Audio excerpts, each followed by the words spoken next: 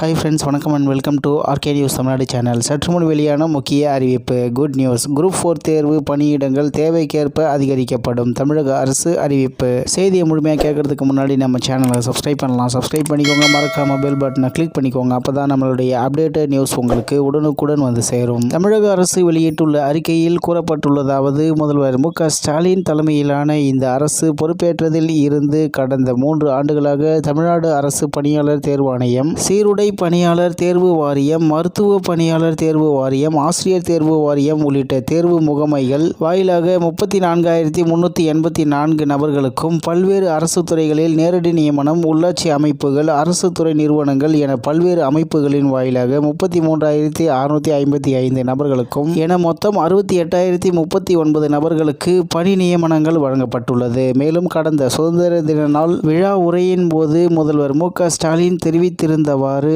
அடுத்த 2 ஆண்டுகளில் சுமார் 75,000 இளைஞர்கள் பல்வேறு அரசு துறைகளில் பணி நியமனம் செய்ய ஏதுவாக சம்பந்தப்பட்ட அமைப்புகள், அரசு துறைகள் வாயிலாக ஆயத்த பணிகள் செவ்வனே நடைபெற்று வருகின்றன. தமிழ்நாடு அரசு பணியாளர் தேர்வாணையம் நடத்தி வரும் குரூப் 4 தேர்வை பொறுத்தவரையில் ஒவ்வொரு துறையும் தங்களது காலி பணியிடங்களை நேரடியாக தெரிவித்து தேவையான பணியாளர்களை பெற்று வருகிறது. தேர்வாணையம் வெளியிடும் தேர்வு அறிவிக்கையில் தெரிவிக்கப்படும் காலி பணியிடங்கள் மாறுதலுக்கு உட்பட்டது. கடந்த 3 முறை நடத்தப்பட்ட தொகுதி 4 தேர்வுகளை ஒப்பிடுகையில் அறிவிக்கப்பட்ட காலி பணியிடங்கள் முறையே 9,351 மற்றும் 6,491 மற்றும் 7,301 தேர்வுகள் நிறைவு பெற்று பணியிடங்கள் நிரப்பப்படுகையில் முறையே 11,949 மற்றும் 9,684 மற்றும் 10,139 என அதிகரிக்கப்பட்டுள்ளன. நடப்பாண்டை பொறுத்தவரையில் 6,244 என அறிவிக்கப்பட்டிருந்த காலி பணியிடங்கள் தற்பொழுது